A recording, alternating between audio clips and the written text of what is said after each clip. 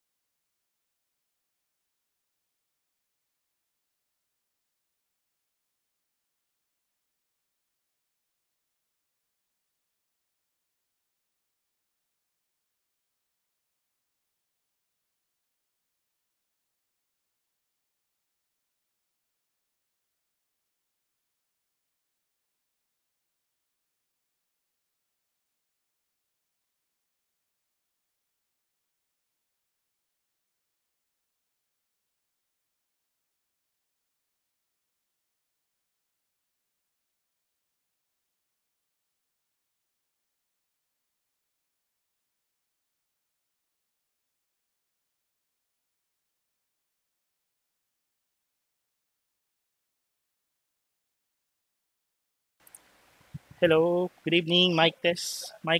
Good evening. So kumusta audio ko? Okay naman, guys? So good evening. So welcome to the October 2020 game plan. So this is our monthly outlook presented by Utrade by Unicapital. Okay. So, first and foremost, sa mga bagong subscribers, sa mga bagong followers ng Utrade, so I'm Christopher San Pedro. So, yeah, check natin camera. Okay.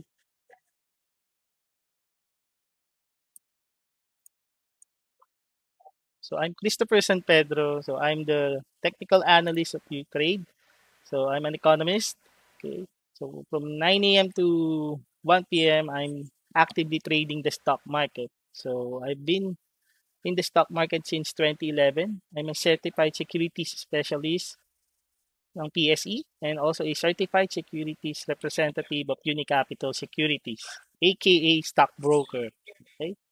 So after trading, what keeps me busy? So I do some esports duties. So I'm a minority owner of Sedna Esports. So our goal right now is to compete internationally and to represent our country in the Rainbow Six World Cup and Pro League next year.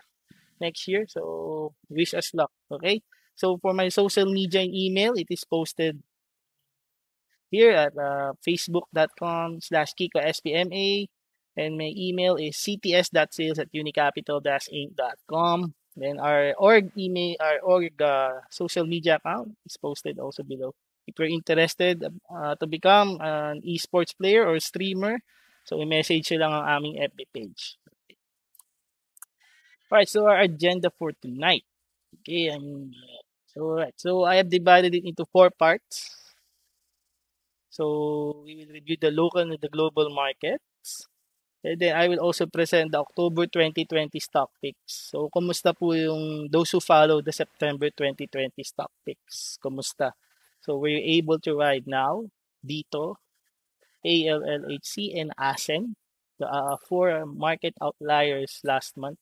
So if you have watched our webinar last month, so isa sila sa naging outliers. So congratulations to those who followed. Alright. So then I will also teach a special segment called Kiko's intraday trade setup and execution strategies. So then last but not the least, I will present an exclusive content. Okay. So let's begin with the global markets review. Okay.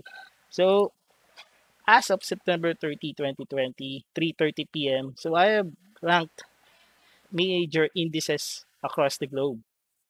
Okay, I have ranked the major indices across the globe as of September 30, 2020. So this is how they performed year to date. Okay, so first, nasaan ang Pilipinas? You might be asking, where is the Philippines? So right now, we ranked 42. Okay, we ranked 42. Year-to-date performance is around 24.96%. So i-round up natin, negative 25%. Again, negative 25%. So which are the top 10 performers? As you can see, the year-to-date of the volatility index, so siya ang ranked 1. And then, Hanoi Exchange, Vietnam, year-to-date is it's already up 38%. And then, we have the Nasdaq Composite, no? And then, the Shenzhen component, Nasdaq and Shenzhen, no? Nasdaq sa US, Shenzhen, okay? So, third and fourth. And then, OMX Copenhagen. So, I think Copenhagen sa Denmark yan. Rank 5 sila, no? So, nasa around 20% sila, 20% year to date. Then, Shanghai at rank 6 at 8%. Then, Korea at ranked 7, 5% up. Then, China, FTSE China A50, positive na rin sila, 5%. Then, New Zealand, 4%. Okay? So, what did you observe here, guys? So, you will notice, no, those na indices na positive year to date, kumbaga sila yung mga na-contain na halos yung virus, no? Sila ngayon yung masasabi natin na manage well. Particularly, the rank 2 here is Vietnam, di ba? Alam naman natin how they responded sa coronavirus, di ba? So, they're among the best when it comes sa response sa pandemic. So, yun. So, where is Japan Nikkei? No? Rank 17 siya, negative 2%. Then Europe comes after Germany, no? Negative 3%. Okay. FTSE, negative 19%. 34th rank. CAC, CAC, so France to, no? Negative 19%, rank 34. Okay, so mostly, yung mga negative na year-to-date, sila yung mga country na at the moment, ito na, at facing pa rin sila sa coronavirus and at risk sa second wave. Okay, so yan, if you will rank the global market indices, so ito sila. So we only have around 13 na positive, 13. S&P yung huling nag-positive, rank 13. S&P 500 at 3.24%. And then what did you observe as well, no? Nasdaq, no? 23% siya. So, diba, Nasdaq, alamin na, nagkaroon ng semicon place, right?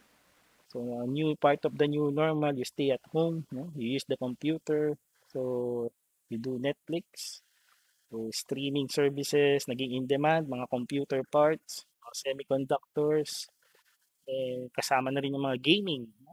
Mga games, mga game publishers, then yeah, manufacturers as well ng PC and console products, diba? Diyan ang AMD, Nvidia, nandun sila lahat, kaya ang lakas nila.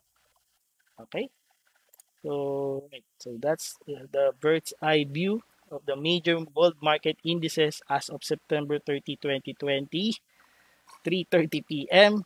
So the Philippines ranked 42, year to date is negative 25%. Okay. So let's proceed. sa ating global markets review. So, highlighting these asset classes. So, we have the Dow Jones, Bitcoin, oil, volatility index, and gold. Okay, let's review them one by one. Let's review the charts using our dual screen presentation.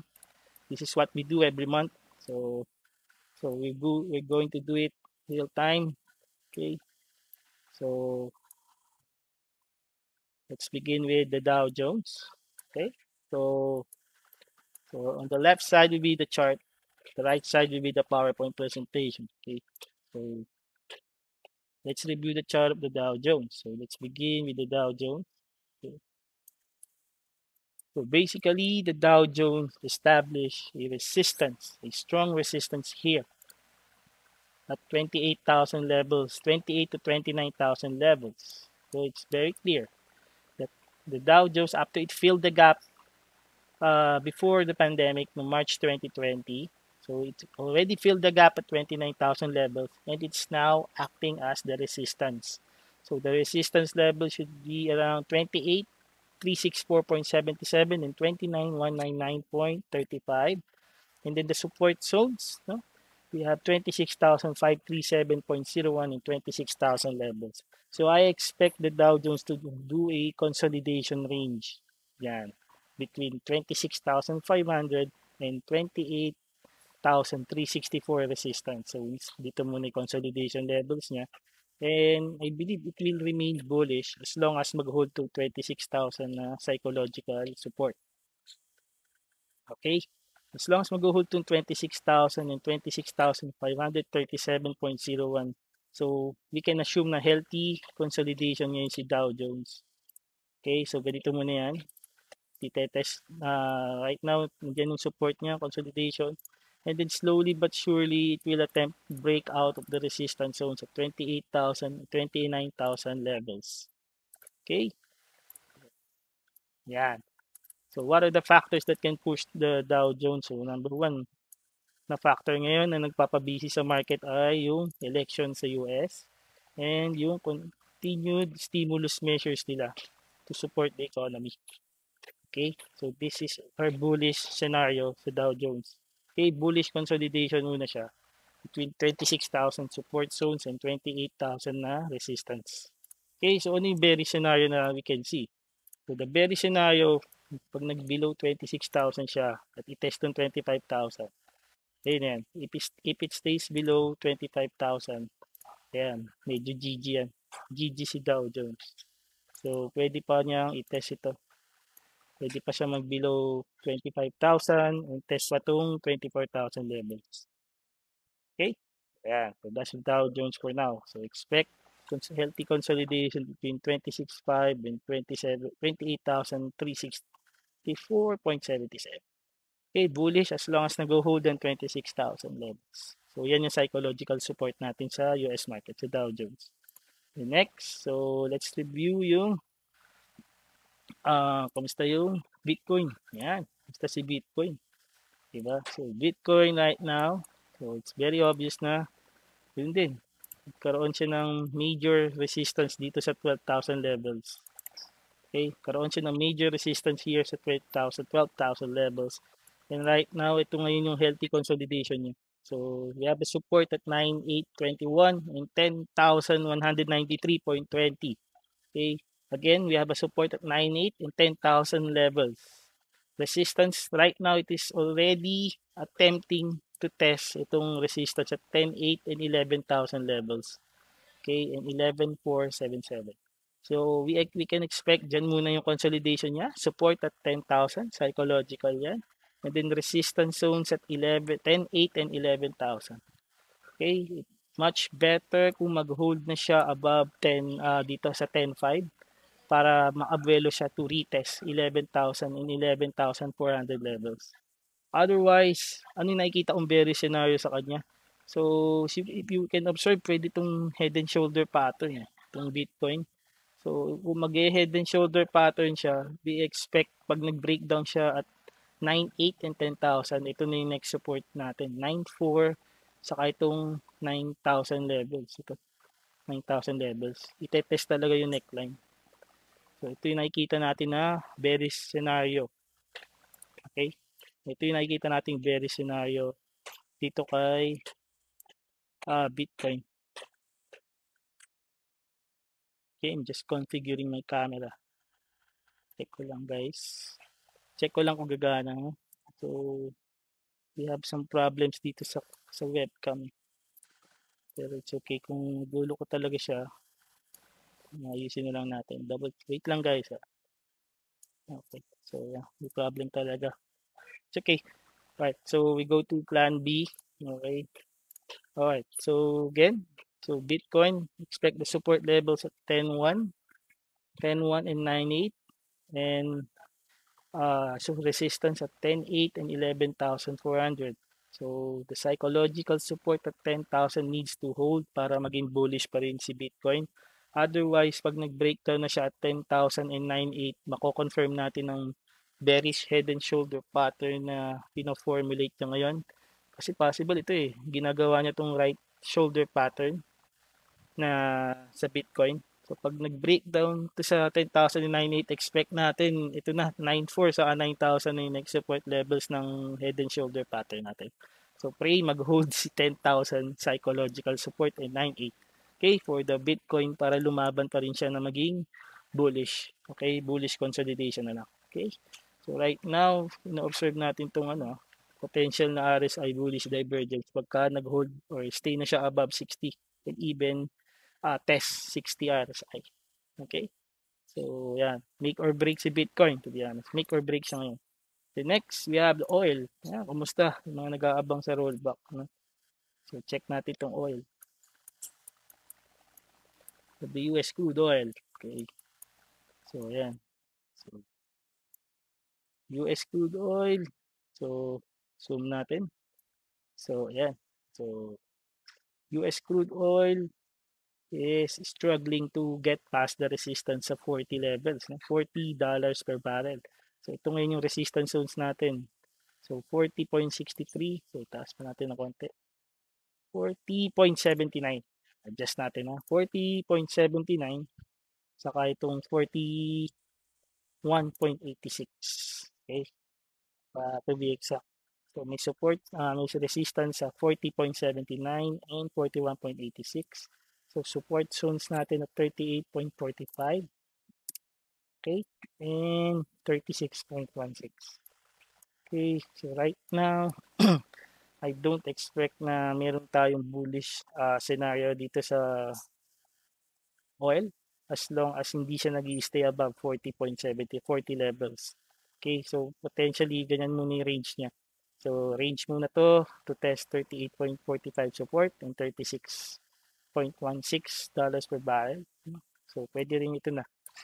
38.45 and isakto natin dito sa 37. So yan yung mga support zones ngayon ng oil. 38.45, 37, and resistance at 40.79 and 41.86. So, consolidation ng bias natin kay oil. Okay, so, as long as hindi siya nag-stay above 40 levels, mukhang may laban pa to. So, mukhang potentially, baka mag further correction pa rin siya to test 38 and $37 per barrel. Okay, so good news ito doon sa mga naghihintay ng rollback. Okay, so, yeah, ganun muna ang bias natin kay oil. Okay, as long as it stays below $40 per barrel, so, kumbaga consolidation bias tayo and we don't expect any spike pa in oil prices soon enough. Okay. The next, so, we go sa gold muna, gold. Okay. So, ayan, si gold, yeah, pansin nyo, correction time si gold, no? So, from the uptrend channel that started last March, so naging consolidation bias na rin si gold. And then right now, baga ito, tinetest talaga na test na naman yung support dito sa 1.8. Hindi na natin 1.8, may psychological support na dyan sa 1.8. Sorry, 1.840. Yan. Ilang beses nang tinest yan 1.840. Okay? So expect dyan ang support zones natin sa 1.840. And then resistance, yan, tinetest na rin ng 1,900 right now. At dito, ayan, dito yung resistance, next resistance natin, 1,955. Okay, 1955. Okay, then support zones at near 1840 saka itong 1874. Dapat mag-hold na yan ha. Ayan. So watch out for the support at 1874 and 1840. Resistance levels to watch. Yan. Sige, given nag-attempt siya ngayon mag-break ng 19 and then nagkakaroon ng RSI, healthy RSI bounce play. Given nag-above siya ng 40 to test 50 and 60, 50 levels ng RSI and even 60. So yan. So expect natin itetest yung resistance near 1955 levels. So, dyan muna yung consolidation range niya between 1955 and 1840 support. Resistance at 1955 and 1840 na support zones. So, consolidation bias na nakikita natin dito kay gold. Okay, consolidation bias. Okay. So, nagiging bullish lang tong si gold pagka nagstay na siya above dito sa 1955. Okay, otherwise, expect nyo consolidation bias pa rin nakikita natin sa kanya, just like what happened sa Bitcoin. Okay, again, consolidation bias, magiging bullish na tayo if it stays above 1955 at itong RSI niya magstay na above 50 and even 60 levels. Mas maganda yan. Okay, loud and clear sa gold, no? And last but not the least, so let's check the volatility index. So again, the volatility index, this is how we measure volatility. This is how we measure fear sa market. Okay? The volatility index, again, take note, is inversely related sa market. Again, inversely related sa stock market. Diba? Given, diba, pag mahina ang volatility index, meaning mas mababa yung fear sa market. Mas mababa yung fear sa market, magre-risk on mindset ang mga investors. They will go again sa stocks. Okay? So what did you observe here? The volatility index is currently doing 25.97. So there is a strong resistance dito sa 30 levels. So yan, to be exact at 38.28, 38.28, and dito sa 31.78. So, yan ang resistance zones ngayon ni VIX. And right now, it went back again sa mean. Nag-below 30 na naman siya. So, tinetest ulit ang support dito sa 27 and 25 levels. Okay, so this is good for the equities right now. So, meaning, so, pagka mahina ang VIX, there is less volatility, there is less fear, there is less fear sa market. Okay, pag ganun ang mindset, babalik sa risk on mentality ang mga investors. No, so this will be good for equities. Hopefully, pagka below, pag nag-stay siya below 30, maging healthy ang stock markets globally. Okay? Maging karoon tayo ngayon ng magandang signal na potential na nagbo-bottom play na tayo ngayong fourth quarter 2020. Okay? So, watch VIX as long as nag-hold to below 31.78 and 38.28, as long as below sa dyan.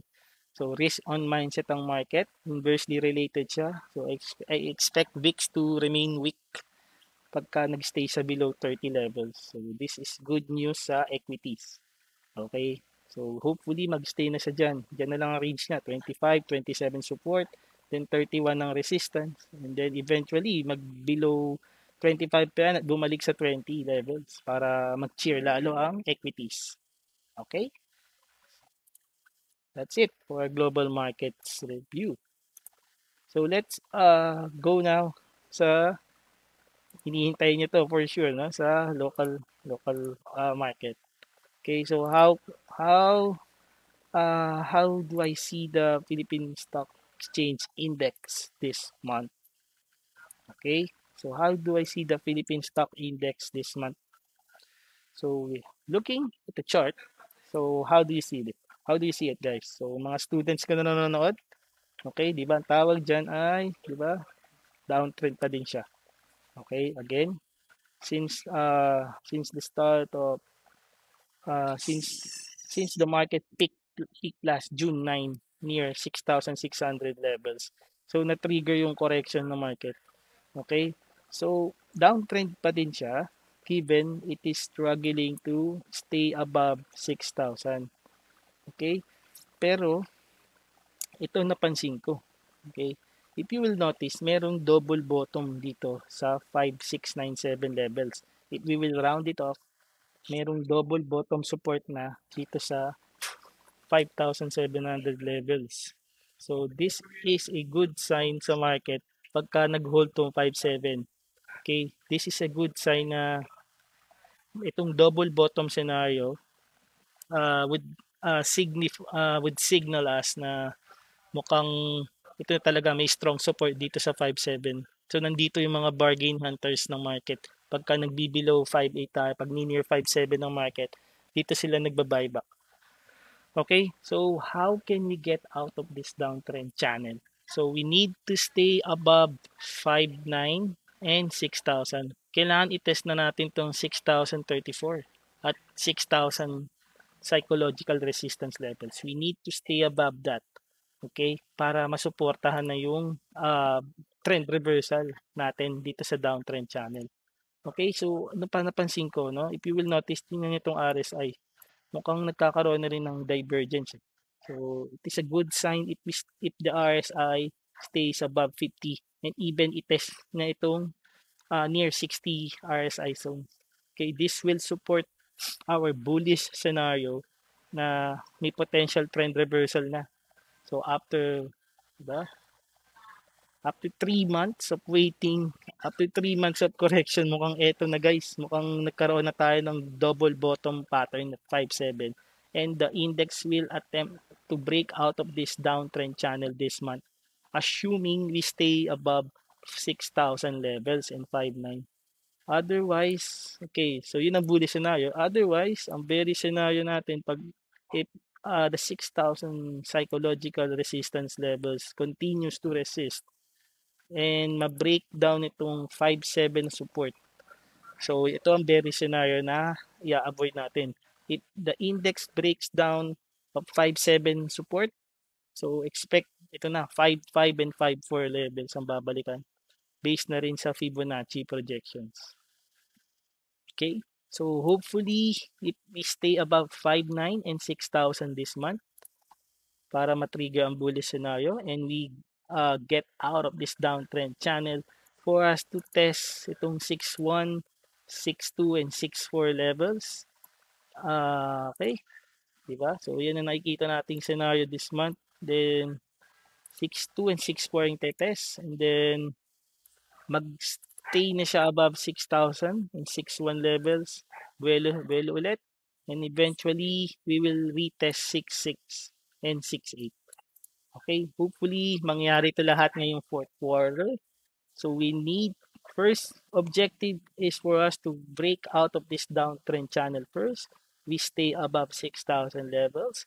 And we continue to test and break out of these resistance zones above 6,000. 6.1, 6.2, 6.3, 6.4, and the 6.6. Andun na yan. So, slowly but surely, climb ang nakikita natin scenario. Okay? And we have to monitor as well the return of net foreign buying to be exact. So, for the index to be healthy, kailangan bumalik ang volume. Okay? Particularly the net foreign buying. Kailangan nilang bumalik sa market natin. Otherwise, tuloy-tuloy pa rin ang range natin. And we might struggle to get past 6,000 levels pa rin. Okay? So, watch out for this scenario, guys. So, bantayan nyo lang. Okay? So, hope same page tayo. Okay? So, good luck for October. So, very challenging for us. But, assuming we have a bottom na here at 5.7 and we stay above 6,000, I believe mukhang eto na. Mukhang we may have found the light at the end of the tunnel. And with the economy slowly opening up, and the purchasing managers index is expected to expand as well. Okay, so mukhang may recovery na tayo by next year, hopefully. Yung second half of the next year, mag-umpisa na ang recovery ng economy natin. Okay, so watch out. para sa mga news like that. And bantayan natin guys ang pagbabalik ng net foreign buying. It is very important para maging healthy ulit ang index natin. Kasi to be honest, what happened last June 2020, itong strong candle na to, was uh, represented well ng napakalakas na foreign buying and volume, itong strong volume na to. Bumalik ang mga foreign buyers nung panahon ng June na to, kaya napakalakas ang market. Hopefully, magtuloy-tuloy na tayo. Bumaba na ang cases everyday ng coronavirus and the economy slowly reopens na. Okay? Para sumigla na ulit ang ating ekonomiya. We create more jobs. We create more jobs. So, the consumption economy will be back to normal. Okay? So, makakatulong to sa GDP natin as well. Okay?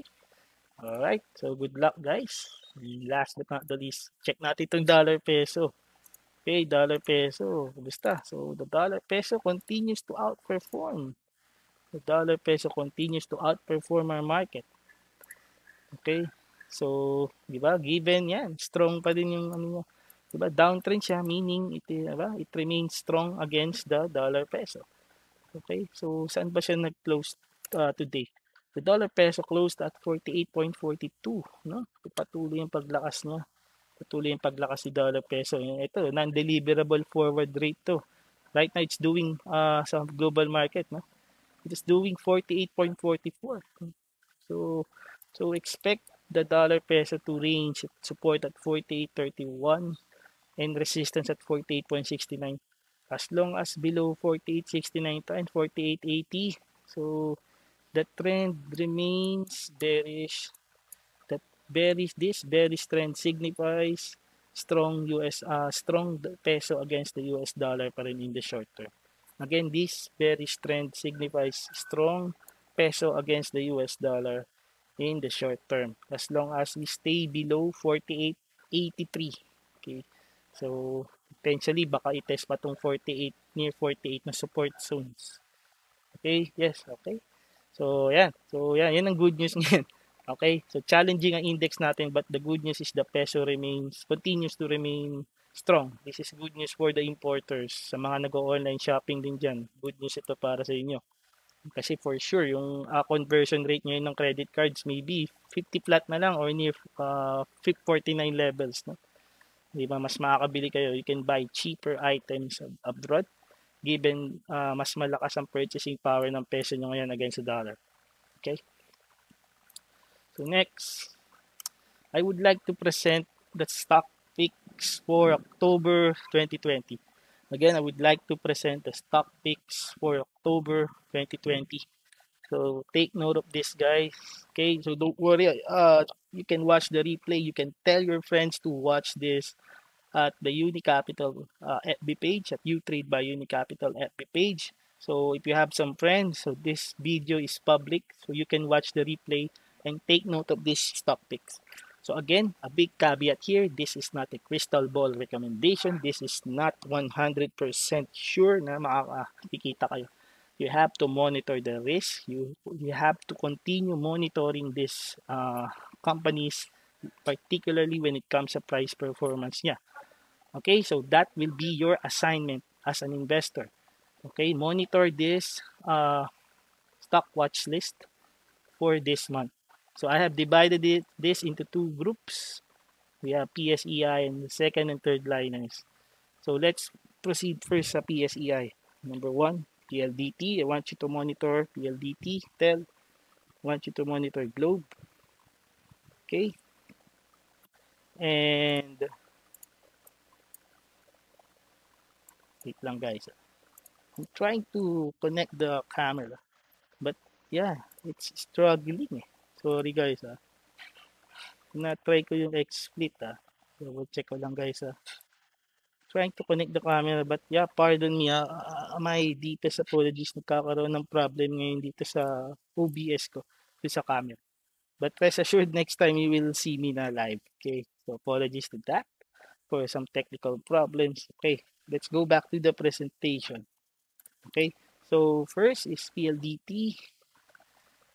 Number 2 is Globe Telecom. Number 3, I want you to monitor Pure Gold. The next, Jollibee. Next is URC. And then ICT, International Container Terminal Services. And last but not the least, I want you to monitor MPI, Metro Pacific Investments Corp. Okay? Then on the second and third liners, I want you to monitor these stocks. Number one, the third telco, Tito CME.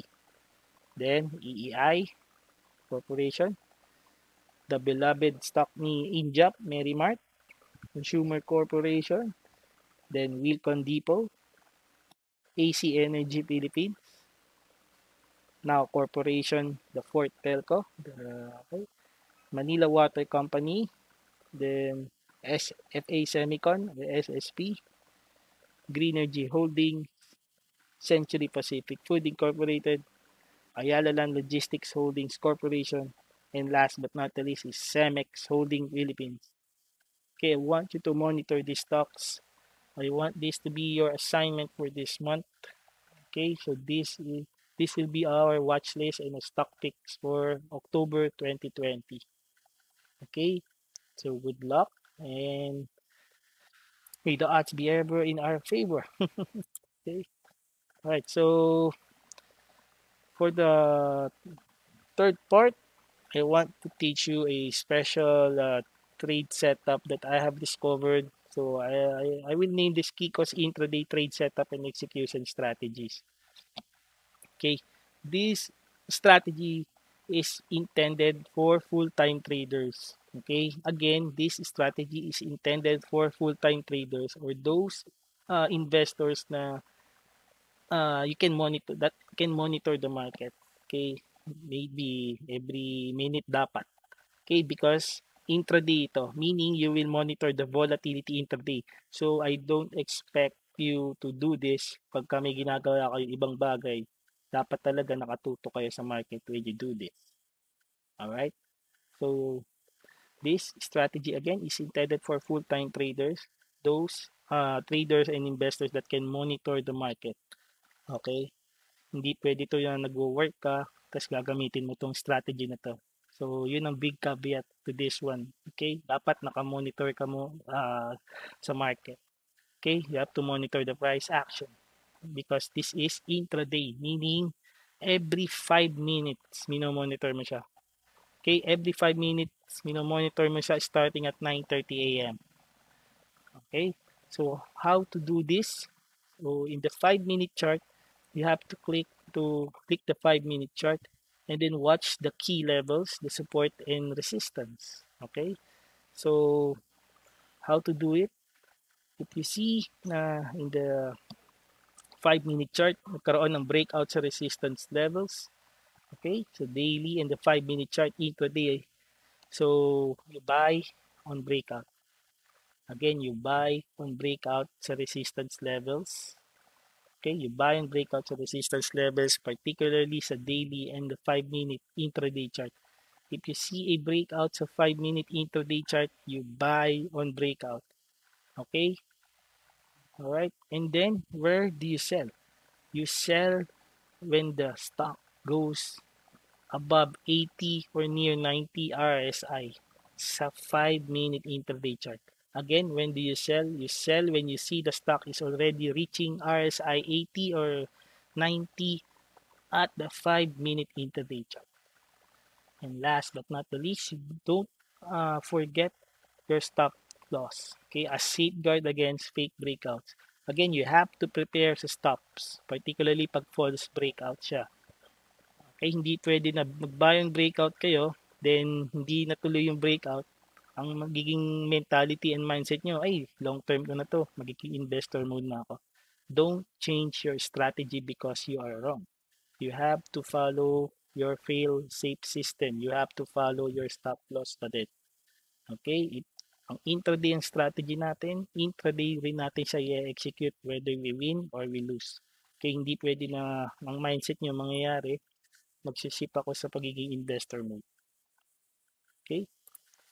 So follow your stops and safeguard against fake breakouts. Okay, let's do some examples. let's do some examples. These are real-time examples of what happened sa intraday. So first is ito, yung CHP ng September 30. So again, I'm using Investograms na. So you look at the 5-minute chart. Okay, again, so daily yan. Start yan daily. Diba? You look at the 5-minute chart. So yan. So we begin sa 9:30. So for example, ito yung September 30 ng CHP. Okay? So what happened no 9:40 no? 9:35 and 9:40, 'di ba? Ano yung support and resistance natin during that sa intraday chart, 'di ba? Ito 'yun. Okay? Wait lang guys, delete ko lang 'to para mas malinis. So ano yung support and resistance levels natin noong September 30, 9:30 AM, 'di ba? So ito yung resistance natin, 148. Okay? So ano yung support natin? Diba? Ito. Let's begin with 147. Bigyan natin yan. Okay, what happened 5 minutes after market open, 9:35 and 9:40? Nagkaroon ng breakout dito sa intraday chart. And what happened after that? Nagkaroon na ng breakout at yung price niya ay breakout na sa 154, 158, di ba? Nag 166 pa. Di ba? Ito na, tinest yung mga further resistance ng mga previous days, no? Di ba? Nag-break na siya above 155, 157, even 160 levels, no?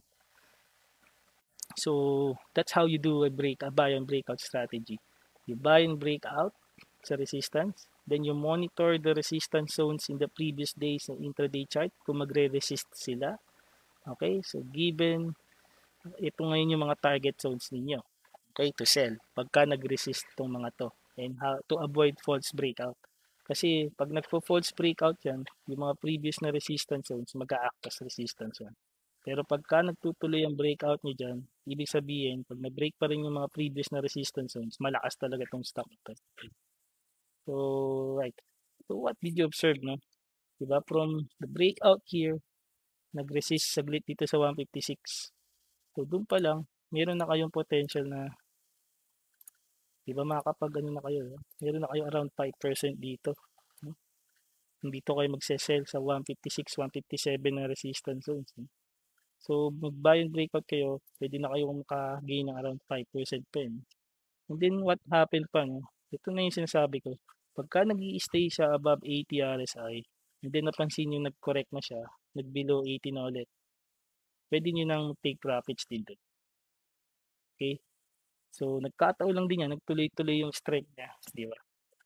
So, naging outlier for the day siya. Tinest din yung mga previous na resistance zones and even close at 170 levels. Okay? So, din na, ina-identify lang natin doon na pag nag-above 80 siya, you can sell, and or pwede rin mag-set na lang kayo ng trade stop kung gusto niyo pa siyang i-hold para malay niyo magtuloy-tuloy pa siya. Sabihin yung trail stop niyo pagka nag-below 150 na siya. Given nag-buy and breakout naman kayo sa 150 levels, no? Sabihin yung trade stop niyo is 153. Pagka nag-below 154 yan. Pero napansin niyo naman lumaban sa intraday, pwede niyo i-hold, no? Pwede niyo pang ilaban to test itong 90 RSI.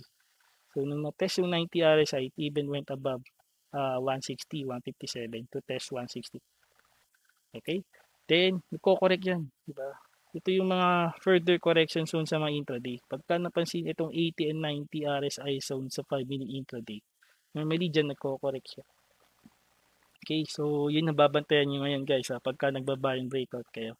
Watch the resistance. Pag nag-breakout sa resistance, watch the previous resistance zones based sa previous candlesticks niya. Okay. And then, watch the RSI 80 and 90 para magkaroon kayo ng selling indicator. Pagka nahihirapan na siya mag above 80 or 90, pagka nagbumaba na siya ng 80, after itest ang 90 levels, yun ang sell indicator ninyo. Okay? So, that's it for CHP. So, si Now naman, tingnan yung nangyari kay Now. Noong September 21. Kailan tong September 21 na to? Okay. Ito yan. September, ito for example, ayan, September 21, 9:30. Diba? Alam na natin yan yung news, no? Yung news ng third telco, fourth telco siya. So what it opened at 268. So basically, nag-breakout siya dito sa resistance zones na 255, no? So ibig sabihin may strong potential 'yon. Breakout ng 255 paired with the RSI, di ba? Ano napansin niyo, no? It reached 90. Ito, no? Nung hanggang 940, no? Ganun siya kalakas. So, dun pa lang, pag nag-buy on open na kayo,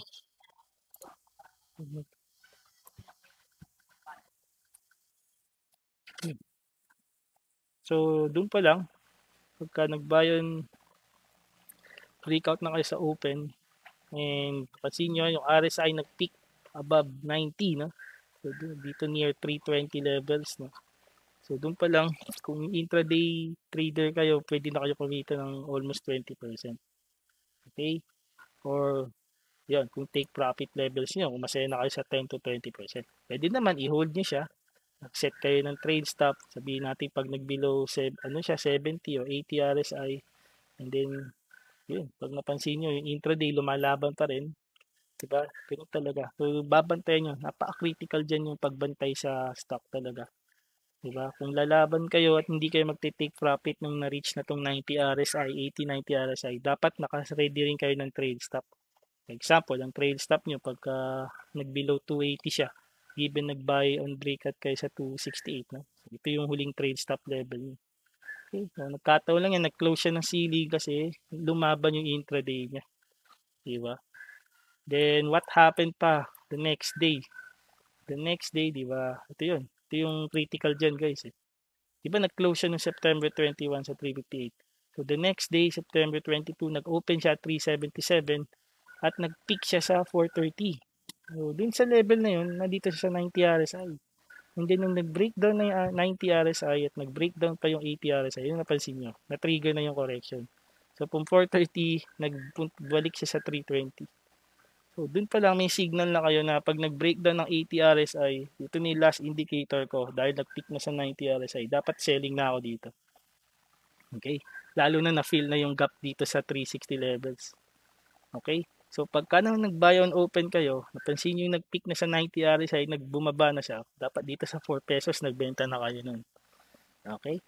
So, yan ang mga critical zones na babantayan ninyo sa pag nag-i-intraday kayo. Resistance, number 1. Number 2, yung RSI. And then number 3, saan yung selling objective ninyo? Masaya na ba kayo pag na-hit yung percentage na profit? Or maghihintay kayo ng trade stop para sigurado talaga na pag bumaba na siya sa RSI level na yun, sa 80 or 90, take profit na ako ron or stop loss ako kaagad. Okay? So, yun. So, next, dito. So, sa dito no 928, so, ito siya.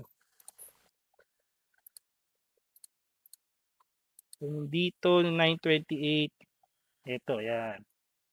So, ito yung mga intraday na, no? Diba, no 930, open siya at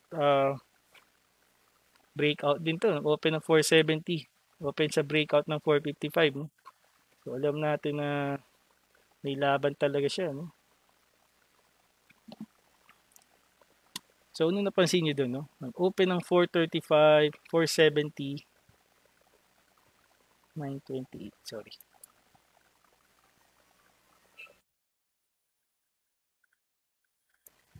Sorry. Ito pala dapat yan.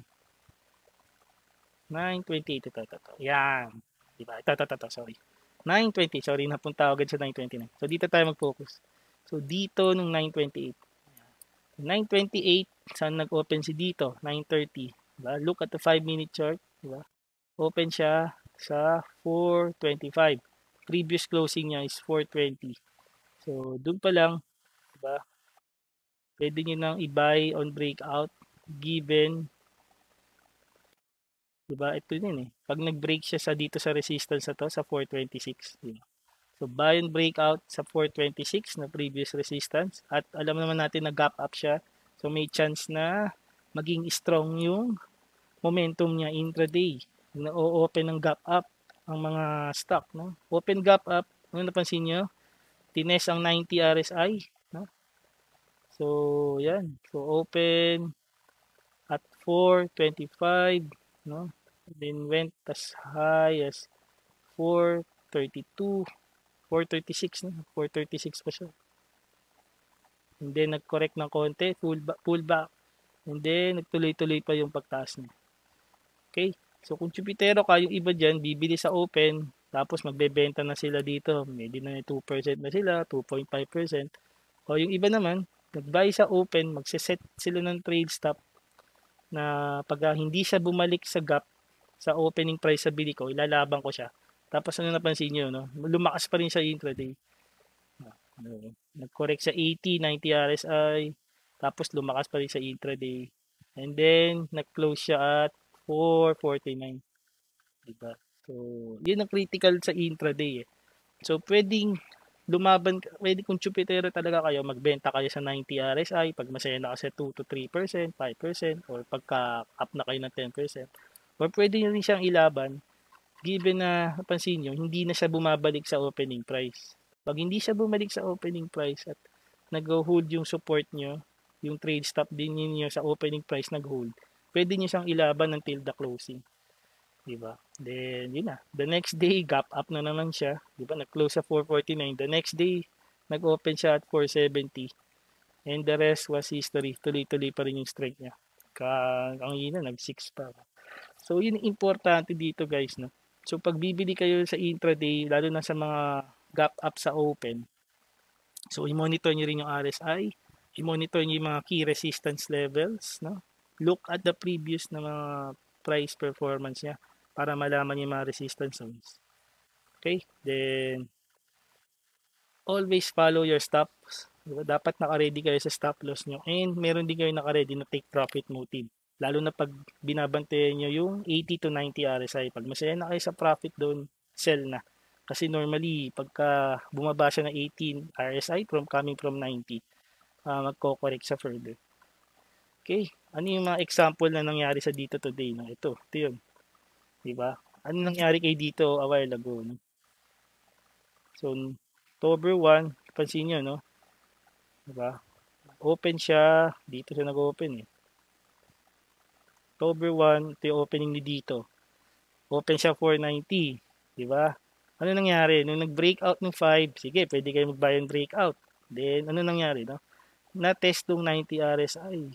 Diba? So, kung nag-buy and breakout kayo, then sell kayo sa 530, 550. So, doon pa lang, kumita na kayo ng around 6%. Just by following yung buy and breakout and 80 to 90 RSI selling zones. No? Tapos, napansin nyo, lumaban naman halos yung 80 RSI. No? Tapos, lumakas pa siya lalo. Ayun. So, diba? Kung nag-buy on breakout ka sa 5, sabihin mo ang trade stop mo 510 o 510, pwede nyo ilaban yan. So, nag-reach pa siya ng 6 near 6 pesos, no? Tines ulit itong 90 RSI. Ano yung magiging sell indicator mo? Pagka nag-below 80 RSI na siya. So, yun. This triggered yung 12 o'clock scenario a while ago. Nag-below 80 RSI, nag-correct na siya. From 580, bumalik sa 530. Okay? So, look sa RSI, look sa support zones palagi. Okay? Always prepare yung trade stop nyo and take profit strategy pag naglalaro kayo ng intraday. Okay? Last but not the least, ito yung green, 928. Okay?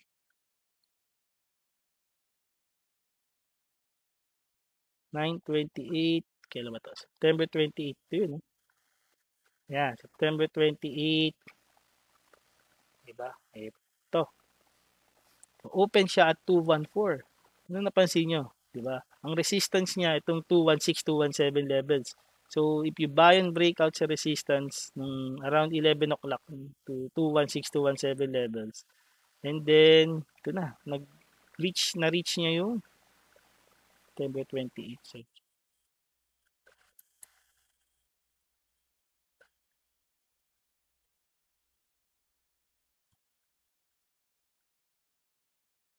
ito, na-reach niya yung 223 just by testing yung 80 RSI zone, di ba?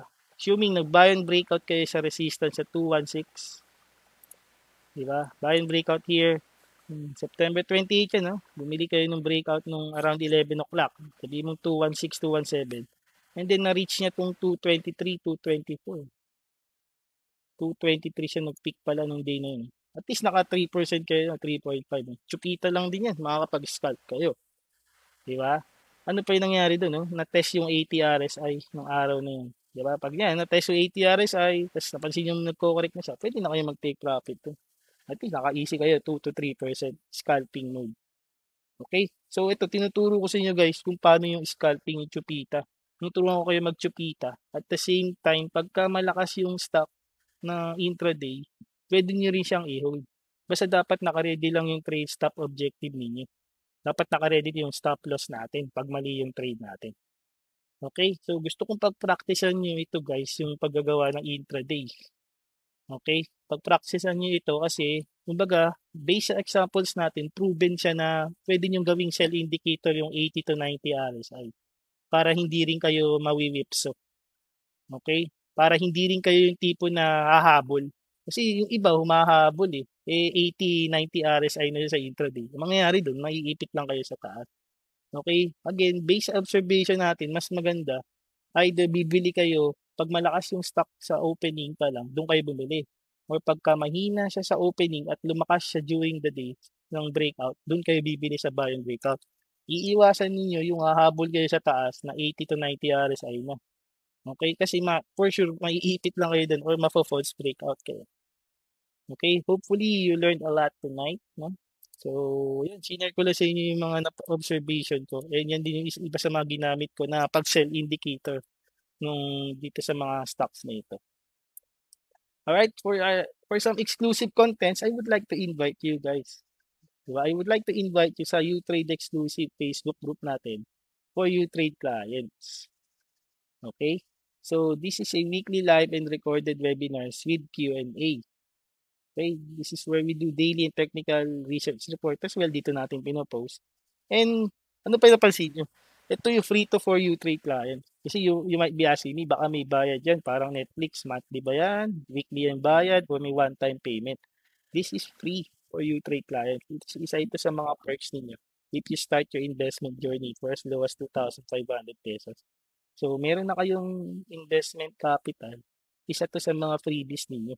Kung ipambili na kayo ng stock sa 2.5, may freebies pa kayo na exclusive Facebook group para dito natin gagawin yung weekly live and recorded webinars natin with Q&A. Okay, so yeah, meron kayo extra dyan, savings kayo for as low as 2,500, you can already start your investment journey. And you can also join our exclusive Facebook group for you trade client. And hopefully makita ko kayo doon, growing yung community natin.